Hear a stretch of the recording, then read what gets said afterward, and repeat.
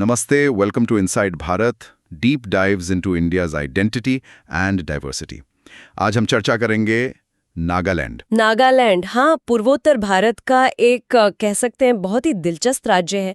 अक्सर लोग इसे त्योहारों की भूमि या लैंड ऑफ फेस्टिवल्स कहते हैं, पर ये उससे कहीं ज्यादा है। बिल्कुल, यहाँ की जो वाइब्रेंट ट्राइबल कल्चर्स हैं, फिर वो ऊबड़-खाबड़ पहाड़ियाँ और इतनी गहरी जड़ों वाली परंपराएं, ये सब मिलकर इसे भारत की विविधता का एक बहुत ही अनूठा नमूना बनाती हैं। सही कहा।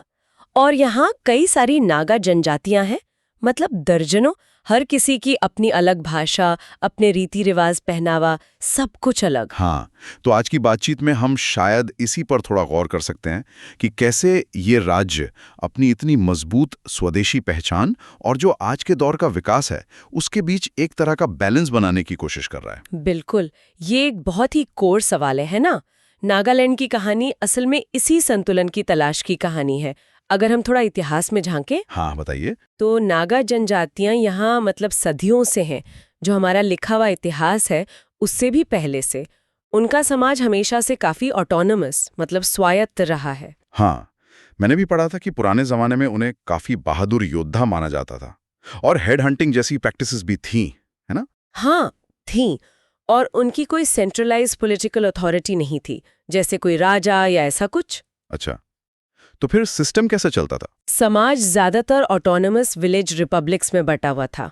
हर गांव अपने आप में काफी हद तक एक इंडिपेंडेंट यूनिट की तरह काम करता था। ये अपने आप में एक अनोखी सोशल स्ट्रक्चर थी। और वो हेड हंटिंग वाली बात? हाँ, हेड हंटिंग की प्रैक्टिस, जिसे आज हम शायद थोड़ा भयावह मानते हैं, उस समय उनके लिए वीरता और सोशल स्टेटस से जुड़ी हुई थी। खैर, ये काफी पहले की बात है। और फिर ब्रिटिश आए, उनका असर कब और कैसे शुरू हुआ? ब्रिटिश कांटेक्ट शुरू हुआ करीब 1830s के आसपास, खासकर 1826 की जो यांडाबू संधि हुई, जिसके बाद अंग्रेजों ने असम पर कब्जा किया। ओके। तो धीरे धीरे उनका प्रभाव नागा पहाड़ियों तक फैल गया और 1866 में उन्होंने नागा हिल्स डिस्ट्रिक्ट बनाया। ये उस समय असम का ही एक हिस्सा था। लेकिन ये सिर्फ एक एडमिनिस्ट्रेटिव बदलाव नहीं था। इसके मतलब काफी गहरे सामाजिक और सांस्कृतिक असर हुए। आप शायद मिशनरीज के रोल की तरफ इशारा कर रही हैं। वो 1870s में अमेरिकन बैप्टिस्ट मिशनरीज आए थे, वो एक बड़ा मोड़ दिया शायद। बिल्कुल, वो एक बहुत बड़ा टर्निंग पॉइंट था। ईसाई धर्म यहाँ बहुत तेजी से फैला और आज आप देखें तो नागालैंड भारत के सबसे ज्यादा ईसाई आबादी वाले राज्यों में से एक है, करीब 90%। 90%? ये तो बहुत ज्यादा है। हाँ, और मिशनरीज ने सिर्फ धर्म नहीं बदला, वो अपने साथ वेस्टर्न एजुकेशन लाए और कई नागा भाषाओं को लिखने के लिए रोमन स्क्रिप्ट दी। अच्छा। इससे नागा समाज बाहरी दुनिया से जुड़ा, इसमें कोई शक नहीं। लेकिन इसने उनकी जो पारंपरिक सामाजिक संरचनाएं थीं, उनके जो विश्वास थे, उनको भी एक तरह से चैलेंज किया। तो जो हम बात कर रहे थे परंपरा और आधुनिकता के बीच का तनाव, ये शायद तभी से शुरू हो गया था। अच्छा, फिर आज़ादी के बाद क्या हुआ? क्या नागालैंड आसानी से भारत का हिस्सा बन गया? नहीं, वो दौर भी काफी मतलब उथल-पुथल वाला था। 1947 में जब भारत आज़ाद हुआ तो कई नागा नेताओं ने अपनी अलग पहचान और ऑटोनॉमी बनाए रखने की इच्छा जाहिर की। 1946 में एक नागा नेशनल काउंसिल बनी थी, NNC। उसने तो शुरू में भारत से पूरी तरह आज़ादी की मांग भी रखती थी। ओहो। इसके बाद फिर दशकों तक इंसर्जेंसी चली, संघर्ष हुआ और भारत सरकार के साथ राजनीतिक बातचीत का एक बहुत लंबा दौर चला। और इसी संघर्ष के बीच फिर राज्य का दर्जा मिला। मैंने कहीं 1963 की डेट पढ़ी है। हाँ, लेकिन उससे पहले एक स्टेप था। 1957 में केंद्र सरकार ने नागा हिल्स त्युएनसॉन्ग एरिया NHTA बनाया था। ये सीधे सेंटर से एडमिनिस्टर होता था। अच्छा। फिर नागा पीपल्स कन्वेंशन और भारत सरकार के बीच लंबी बातचीत हुई और उसी के नतीजे में 16 सूत्रीय समझौता, मतलब 16 पॉइंट अग्रीमेंट हुआ। इसी समझौते ने नागालैंड के राज्य बनने का बेस तैयार किया। इस समझौते में क्या खास था ऐसा? इसमें कोशिश की गई थी कि नागा लोगों की जो विशिष्ट पहचान है, उनके जो इंटरेस्ट है, उनको सेफगार्ड किया जाए। और इसी के बेस पर 1 दिसंबर 1963 को नागालैंड भारत का 16वां राज्य बना, कोहिमा राजधानी बनी। और सबसे इम्पोर्टेंट बात, संविधान में आर्टिकल 371A जोड़ा गया। आर्टिकल 371A, हाँ, ये काफी सुनने में आता है। ये इतना हल्का क्यों है? ये बहुत अहम है क्योंकि ये नागालैंड को एक स्पेशल कॉन्स्टिट्यूशनल प्रोटेक्शन देता है। किस तरह की प्रोटेक्शन? इसके तहत इंडियन पार्लियामेंट का कोई भी कानून जो नागाओं के धार्मिक या सामाजिक रिवाजों से जुड़ा हो या उनके कस्टमरी लॉ और प्रोसीजर से, या सिविल और क्रिमिनल जस्टिस एडमिनिस्ट्रेशन जो नागा कस्टमरी लॉ पर बेस्ड हो, या फिर जमीन और उसके रिसोर्सेज के ओनरशिप और ट्रांसफर से रिलेटेड हो, हाँ? वो तब तक नागालैंड पे लागू नहीं होगा जब तक कि वहाँ की स्टेट लेजिस्लेटिव असेंबली उसे मंजूरी ना दे दे। अच्छा, ये तो बहुत बड़ा प्रोटेक्शन है। हाँ, ये नागा पहचान और उनकी ऑटोनॉमी को बनाए रखने के लिए एक बहुत मजबूत कवच जैसा है। ये वाकई बहुत यूनिक प्रोविजन है। चलिए अब जरा यहाँ के भूगोल और लैंडस्केप को समझते हैं। पूर्वोत्तर में है, म्यांमार के साथ बॉर्डर है, और इंडिया में अरुणाचल, असम और मणिपुर से घिरा है। हाँ, और यहाँ का भूगोल यहाँ के जीवन को बहुत ज़्यादा प्रभावित करता है। ये ज़्यादातर एक पहाड़ी राज्य है, ऊबड़-खाबड़ इलाका है, गहरी घाटियाँ हैं, घने जंगल हैं। ये विशाल पटकाई रेंज का हिस्सा है। राज्य की सबसे ऊंची चोटी है माउंट सरमती, करीब 3,826 मीटर ऊंची। ये म्यांमार बॉर्डर पर है। और नदियां भी हैं, जैसे धनसिरी, दोयांग, दिखू, तीजू। देखने में तो ये बहुत खूबसूरत लगता होगा, नो डाउट। लेकिन क्या इस तरह के इलाके में रहना, इंफ्रास्ट्रक्चर डेवलप करना, ये सब मुश्किल नहीं होता? बिल्कुल, खूबसूरती के साथ चुनौतियां भी बहुत है। इंफ्रास्ट्रक्चर, खासकर सड़कें बनाना और उनको मेंटेन करना, यहाँ बहुत मुश्किल और महंगा काम है। कनेक्टिविटी एक बड़ी प्रॉब्लम रही है हमेशा से, हालांकि अब धीरे धीरे सुधार हो रहा है। और क्लाइमेट कैसा है? क्लाइमेट है मॉनसून प्रभावित, ह्यूमिड, सब ट्रॉपिकल। मतलब गर्मी होती है, फिर जून से सितंबर तक भारी बारिश वाला मॉनसून आता है जिसमें लैंडस्लाइड्स का खतरा भी रहता है, और फिर अक्टूबर से फरवरी तक ठंडी सर्दियाँ। और ये मौसम तो फिर सीधे सीधे लोगों की जिंदगी, खासकर एग्रीकल्चर और डेली लाइफ को इम्पैक्ट करता होगा। निश्चित रूप से। एक तरफ तो ये क्लाइमेट रिच बायोडाइवर्सिटी को सपोर्ट करता है, जंगल वगैरह, लेकिन मॉनसून में भारी बारिश खेती के लिए, आने जाने के लिए मुश्किलें पैदा करती है। अब लोग की बात करते हैं। पॉपुलेशन करीब 2 मिलियन 2011 सेंसस के हिसाब से भारत के सबसे कम आबादी वाले राज्यों में से एक।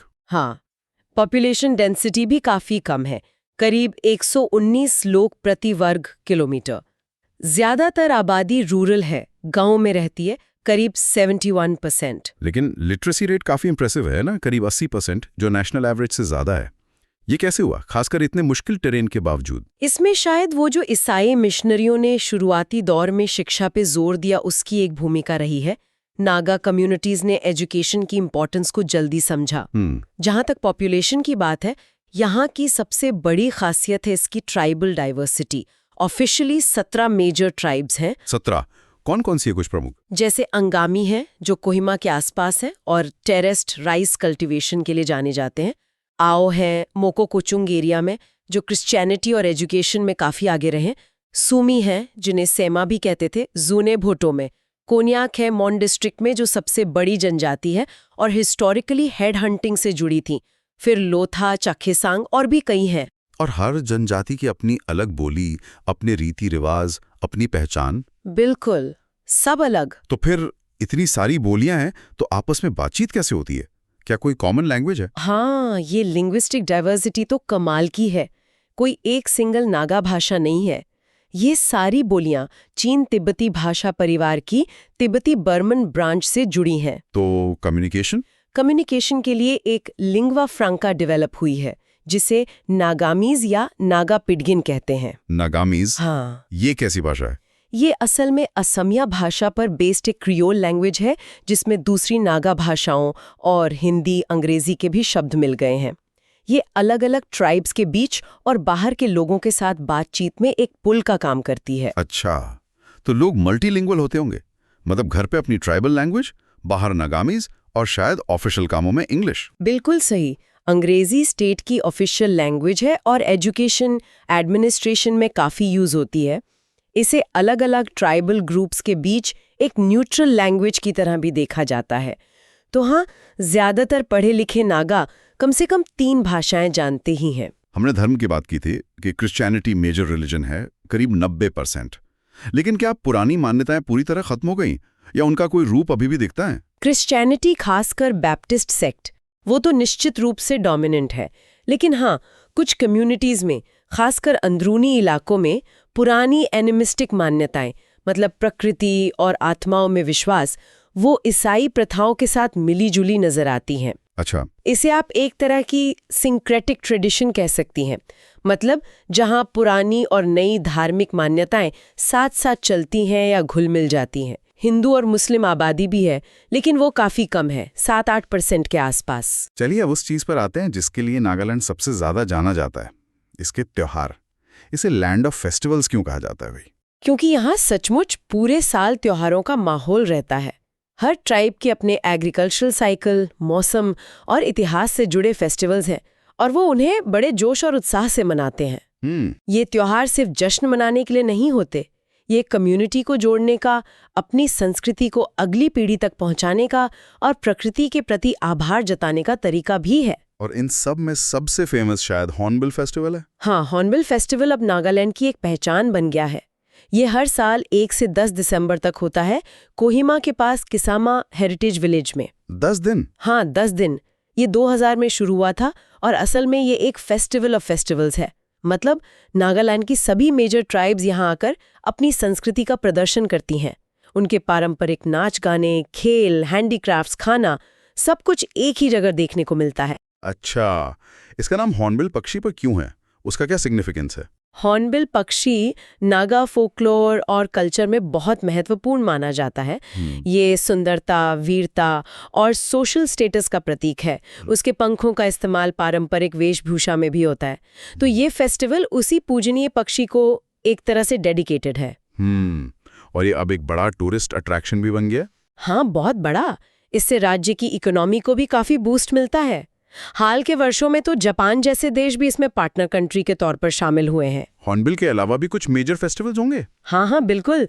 जैसे आओ जनजाति का मुआत्सुमोंग है, जो बुआई के बाद मनाया जाता है। अंगामी का सेक्रेनी है, जो एक तरह का शुद्धिकरण का त्योहार है। कोन्याक का ओलियंग मोन्यू है, ये भी बुआई का त्योहार है। सुमी का तुलुनी है, ये फसल का त्योहार है। लोथा का तोखुएमोंग है, जो फसल कटाई के बाद होता है। अच्छा। इन सभी त्योहारों में रंगीन पारंपरिक पोशाकें, ट्रेडिशनल म्यूजिक और डांस, कम्युनिटी फीस्ट यानी सामुदायिक दावतें और स्वदेशी खेल, ये सब कॉमन एलिमेंट्स हैं। ये देखने लायक अनुभव होता है। त्योहारों के साथ साथ यहाँ की आर्ट एंड क्राफ्ट, खासकर वो नागा शॉल्स बहुत फेमस हैं। उन शॉल्स की क्या खासियत है? नागा शॉल सिर्फ कपड़े नहीं है, वो एक तरह से सोशल डॉक्यूमेंट्स हैं। सोशल डॉक्यूमेंट्स कैसे? उनके डिजाइन, पैटर्न और रंग, ये सब पहनने वाले की ट्राइब, उसके क्लैन यानी गोत्र, उसका सोशल स्टेटस और यहाँ तक कि उसकी अचीवमेंट्स, जैसे उसने कितनी लड़ाइयाँ जीती हैं या कितने बड़े भोज दिए हैं, इन सब को दर्शाते हैं। अरे वाह! हर ट्राइब के अपने स्पेसिफिक पैटर्न और कलर कॉम्बिनेशंस होते हैं। अच्छा, मतलब शॉल देखकर ही किसी के बारे में काफी कुछ पता चल सकता है। बिल्कुल। जैसे आओ वॉरियर्स का एक शॉल होता है चुंगो टिप्सू, या यिमचुंगर वॉरियर्स का रोंगखिम शॉल। इन्हें कौन पहन सकता है, इसके बाकायदा नियम होते थे। और ये शॉल पारंपरिक रूप से सिर्फ महिलाएं ही बुनती हैं, वो भी बैकस्क्रैप लूम का इस्तेमाल करके, जो एक बहुत पुरानी तकनीक है। अक्सर शॉल को 3 अलग-अलग पट्टियों में बुनकर फिर सिला जाता है। ये बुनाई सिर्फ एक कला नहीं, ये नागा आइडेंटिटी का एक बहुत महत्वपूर्ण हिस्सा है। बुनाई के अलावा और कौन सी कलाएं मशहूर हैं? वुड कार्विंग का भी जिक्र आता है। हाँ, वुड कार्विंग बहुत महत्वपूर्ण है। घरों के खंभों पर, दरवाजों पर और जो ट्रेडिशनल इंस्टीट्यूशंस होते थे जैसे मोरंग, युवाओं के शयनागार या डॉर्मेट्री, उन पर डिटेल्ड नक्काशी देखने को मिलती है। किस तरह के मोटिव्स होते हैं? इनमें इंसानी आकृतियां होती हैं, जानवर होते हैं, खासकर मिथुन, जो गौर जैसा पशु होता है और समृद्धि का प्रतीक माना जाता है। हॉर्नबिल पक्षी होते हैं और ज्योमेट्रिकल पैटर्न भी होते हैं। इसके अलावा बांस और बेंत से बहुत सुंदर और मजबूत टोकरियां, बास्केट वीविंग बनाई जाती हैं। और रंगीन मोतियों का काम, बीड वर्क, वो भी पारंपरिक पोशाकों और गहनों में खूब दिखता है। और संगीत और नृत्य, क्या वो भी इतने ही विविध और रिच हैं? हाँ, म्यूजिक और डांस तो नागा लाइफ का एक इंटेग्रल पार्ट है। ट्रेडिशनल म्यूजिक ज़्यादातर वोकल होता है, जिसमें ग्रुप सिंगिंग बहुत कॉमन है। इसके साथ कुछ इंडिजिनस इंस्ट्रूमेंट्स यूज होते हैं, जैसे लॉग ड्रम। लॉग ड्रम, लकड़ी का बड़ा सा ड्रम। हाँ, लकड़ी के बड़े लट्ठे से बना हुआ। इसके अलावा बांसुरी, बांस का माउथ ऑर्गन और गॉन्ग वगैरह इस्तेमाल होते हैं। डांस ज़्यादातर कम्युनिटी डांस होते हैं, जिनमें वॉरियर डांस, हार्वेस्ट डांस या रोज़मर्रा की ज़िंदगी को दिखाने वाले डांस शामिल हैं। इन डांसेस में जो फिजिकल कोऑर्डिनेशन और एनर्जी होती है, वो देखने लायक होती है। क्या आज के दौर में भी ये ट्रेडिशनल म्यूजिक जिंदा है या फिर मॉडर्न म्यूजिक ने उसकी जगह ले ली है? नहीं, दोनों साथ साथ चल रहे हैं। ट्रेडिशनल म्यूजिक और डांस फेस्टिवल्स में, रिचुअल्स में आज भी जिंदा है, लेकिन साथ ही नागालैंड में एक बहुत ही वाइब्रेंट कंटेम्परेरी म्यूजिक सीन भी है। अच्छा। यहाँ कई बेहतरीन रॉक बैंड्स हैं, गॉस्पेल सिंगर्स हैं, फोक फ्यूजन आर्टिस्ट्स हैं, जैसे एलोबो नागा का नाम शायद आपने सुना हो। हाँ, सुना है। उन्होंने नेशनल और इंटरनेशनल लेवल पे नाम कमाया है। म्यूजिक नागा यूथ के लिए सेल्फ एक्सप्रेशन का एक बहुत इंपॉर्टेंट मीडियम है। खाने की बात किए बिना तो चर्चा अधूरी रहेगी। नागा कुजीन कैसा है? मैंने सुना है काफी अलग होता है। नागा कुजीन वाकई बहुत डिस्टिंक्टिव है। इसकी पहचान है इंडिजिनस इंग्रेडिएंट्स का इस्तेमाल, मसालों का कम प्रयोग और स्मोक्ड और फर्मेंटेड चीजों पर जोर। स्मोक्ड और फर्मेंटेड? हाँ, चावल तो स्टेपल है ही, और मीट, खासकर पोर्क, बीफ, चिकन, ये बहुत खाया जाता है। स्मोक्ड मीट का स्वाद बहुत अच्छा होता है। और ये फर्मेंटेड चीजें क्या होती हैं? जैसे एक बहुत फेमस चीज है एक्सोन, अखोनी। ये फर्मेंटेड सोयाबीन होता है। इसका एक बहुत ही पंजेंट, मतलब तीव्र स्वाद और गंध होती है। इसे कई सब्जियों और मीट डिशेस में डाला जाता है। इसी तरह अनशी है, जो फर्मेंटेड टैरो यानी अरबी के पत्तों से बनता है। बांस शूट्स, बैम्बू शूट्स का इस्तेमाल भी बहुत होता है, ताज़ा भी और फर्मेंटेड भी। और मिर्च, भूत जुलोकिया का नाम तो सुना है। हाँ, भूत जुलोकिया, गोस्ट पेपर, जो दुनिया की सबसे तीखी मिर्चों में गिनी जाती है, वो यहीं की है। तीखी चटनी खाने का एक अहम हिस्सा है। सुनने में तो काफी एडवेंचरस लग रहा है खाना। क्या पकाने के तरीके भी अलग हैं? हाँ, ट्रेडिशनल कुकिंग मेथड्स भी यूनिक हैं। स्मोकिंग और फर्मेंटिंग के अलावा बांस की खोखली नली के अंदर खाना पकाना भी एक तरीका है। तेल और मसालों का इस्तेमाल बहुत कम होता है, जिससे इंग्रेडिएंट्स का अपना असली फ्लेवर बना रहता है। अच्छा। और हाँ, कुछ कम्युनिटीज में कीड़े मकोड़े जैसे रेशम कीट के प्यूपा या टिड्डे वगैरह भी खाए जाते हैं। उन्हें डेलिकेसी माना जाता है। इंटरेस्टिंग। अब अगर अर्थव्यवस्था पर आएं तो लगता है कि एग्रीकल्चर पर डिपेंडेंस ज्यादा है। बिल्कुल, लगभग 70% वर्कफोर्स अपनी लाइवलीहुड के लिए एग्रीकल्चर पर ही डिपेंड करती है। लेकिन यहाँ एग्रीकल्चर के तरीके देखने लायक हैं। घाटियों में तो सेटल्ड एग्रीकल्चर होता है, लेकिन पहाड़ी ढलानों पर दो मेन तरीके दिखते हैं। एक है झूम खेती, शिफ्टिंग कल्टीवेशन। शिफ्टिंग कल्टीवेशन, और दूसरी है टेरेस फार्मिंग, यानी सीढ़ी नुमा खेत बनाना। झूम खेती को देखकर तो शायद कुछ एनवायरमेंटल कंसर्न्स भी रहे हैं। हाँ, झूम खेती एक ट्रेडिशनल प्रैक्टिस है। इसमें जंगल के एक हिस्से को साफ करके जलाते हैं और राख मिली मिट्टी में कुछ साल खेती करते हैं। फिर उस जगह को खाली छोड़कर दूसरी जगह चले जाते हैं। इसका कल्चरल सिग्निफिकेंस तो है, लेकिन इससे डिफॉरेस्टेशन और सॉइल इरोजन होता है। अब सरकार किसानों को परमानेंट फार्मिंग मेथड्स, हॉर्टिकल्चर या एग्रो फॉरेस्ट्री अपनाने के लिए एनकरेज कर रही है। और ये सीढ़ी नुमा खेत, ये तो शायद अंगामी जनजाति से जुड़े हैं। हाँ, अंगामी और चाकीसांग ट्राइब्स के जो टेरेस फार्म्स हैं, वो तो इंजीनियरिंग का कमाल है। उन्होंने खड़ी पहाड़ी ढलानों को काटकर सीढ़ीदार खेतों में बदल दिया है। उनमें पानी को रोकने और इरिगेशन का बेहतरीन सिस्टम होता है। अच्छा। ये खेत पीढ़ियों से चले आ रहे हैं और इनमें मेनली धान उगाया जाता है। ये इतने सुंदर लगते हैं कि अब तो टूरिस्ट स्पॉट भी बन गए हैं। हाल ही में वर्ल्ड बैंक ने भी नागालैंड में क्लाइमेट रिजिलिएंट एग्रीकल्चर को प्रमोट करने के लिए एलिमेंट नाम के एक प्रोजेक्ट में इंटरेस्ट दिखाया है। एग्रीकल्चर के अलावा इकोनॉमी के और क्या प्लस है? क्या इंडस्ट्री या टूरिज्म का कोई रोल है? इंडस्ट्रियल डेवलपमेंट अभी भी काफ़ी लिमिटेड है। इसका एक बड़ा कारण वही मुश्किल टेरेन और इंफ्रास्ट्रक्चर की कमी है। हैंडलूम और हैंडीक्राफ्ट सबसे इम्पॉर्टेंट ट्रेडिशनल इंडस्ट्रीज हैं। कुछ फूड प्रोसेसिंग यूनिट्स हैं और सेरिकल्चर यानी रेशम उत्पादन भी होता है। और टूरिज्म एक इमर्जिंग सेक्टर है। इसमें पोटेंशियल बहुत है। हॉर्नबिल फेस्टिवल है, कोहिमा वॉर सिमेट्री है, जुगू वैली की ट्रैकिंग बहुत पॉपुलर है, खोनुमा जैसे ट्रेडिशनल विलेजेस हैं, ये सब टूरिस्ट को अट्रैक्ट करते हैं। लेकिन वही बात है, कनेक्टिविटी और फैसिलिटीज को और बेहतर करने की ज़रूरत है। राज्य अभी भी डेवलपमेंट के लिए काफ़ी हद तक सेंट्रल गवर्नमेंट से मिलने वाले ग्रांट्स पर डिपेंड करता है, और सरकारी नौकरियां रोजगार का एक बड़ा सोर्स है। आपने कोहिमा वॉर सिमेट्री का जिक्र किया, सेकेंड वर्ल्ड वॉर से इसका क्या कनेक्शन है? कोहिमा की लड़ाई जो 1944 में हुई थी, वो सेकेंड वर्ल्ड वॉर के सबसे डिसाइसिव मोमेंट्स में से एक थी। यहाँ ब्रिटिश इंडियन आर्मी ने जापानीज आर्मी की एडवांसमेंट को रोका था। इसे कभी-कभी स्टैलिनग्राड ऑफ द ईस्ट भी कहा जाता है। अच्छा। यहीं पर वो फेमस टेनिस कॉर्ट की लड़ाई हुई थी। वॉर सेमेट्री उन्हीं एलाइड सोल्जर्स को डेडिकेटेड है जिन्होंने यहाँ अपनी जान दी। वहाँ एक एपिटैफ है, एक शिलालेख, जो बहुत मार्मिक है। When you go home, tell them of our sin, say, for your tomorrow we gave our today. ये नागालैंड के इतिहास का एक बहुत इंपॉर्टेंट चैप्टर है। वाकई। और कुछ ऐसी ही यूनिक बातें हैं जो नागालैंड को खास बनाती हों। मैंने लोंगवा गांव के बारे में सुना था कुछ। हाँ, लोंगवा गांव, ये मोन डिस्ट्रिक्ट में है और बिल्कुल भारत-म्यांमार बॉर्डर पर बसा है। अनोखी बात यह है कि इंटरनेशनल बॉर्डर गांव के बीच से गुजरती है, और यहाँ तक कि जो वहाँ के लोकल चीफ हैं, अंग, उनके घर के बीच से होकर जाती है। सच में? घर के बीच से? हाँ, तो कहा जाता है कि मुखिया का घर आधा भारत में है और आधा म्यांमार में। ये दिखाता है कि कैसे बॉर्डर्स के बावजूद कम्युनिटीज के आपसी रिश्ते बने रहते हैं। गजब है। और खोनुमा गांव, उसे ग्रीन विलेज कहते हैं। खोनुमा को एशिया का पहला ग्रीन विलेज माना जाता है। ये अंगामी ट्राइब का गांव है और अपने कम्युनिटी लेड कंजर्वेशन एफर्ट्स के लिए बहुत फेमस है।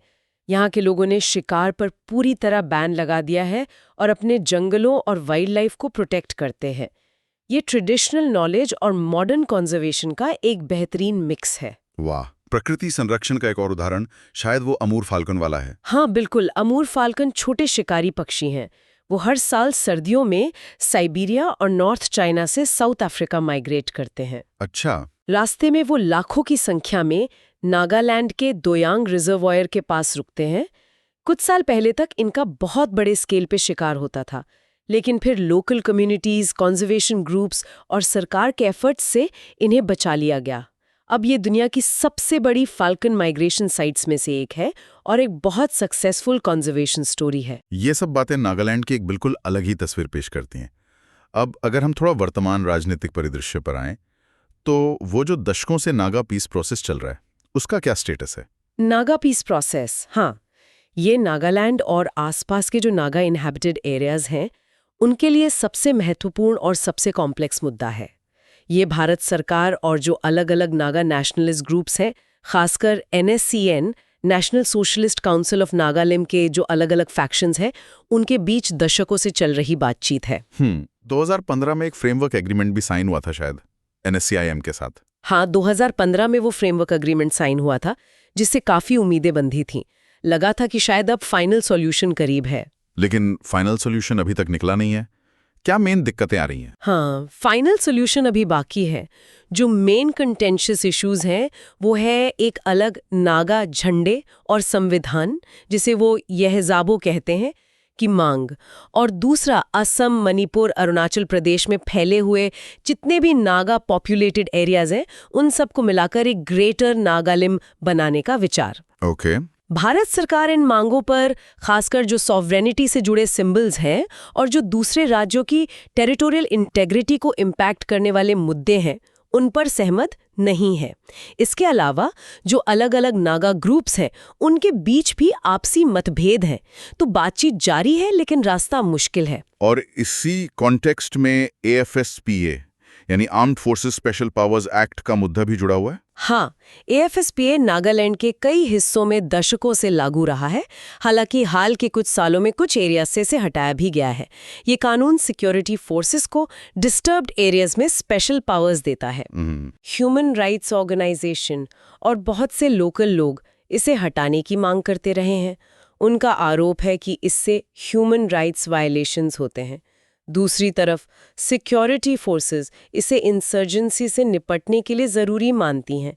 ये एक बेहद सेंसिटिव और कंट्रोवर्शियल मुद्दा है, जो पीस प्रोसेस से भी कहीं ना कहीं जुड़ा हुआ है। तो कुल मिलाकर नागालैंड आज एक ऐसे मोड़ पे खड़ा है जहां उसे अपनी सदियों पुरानी परंपराओं, अपनी विशिष्ट पहचान जिसे आर्टिकल 371A जैसी चीजें प्रोटेक्ट करती हैं, और दूसरी तरफ मॉडर्न दुनिया के चैलेंजेस, डेवलपमेंट के एस्पिरेशंस और भारत के साथ गहरे इंटीग्रेशन, इन सब के बीच एक बहुत डेलिकेट बैलेंस साधना है। बिल्कुल सही कहा। यही नागालैंड की आज की हकीकत है।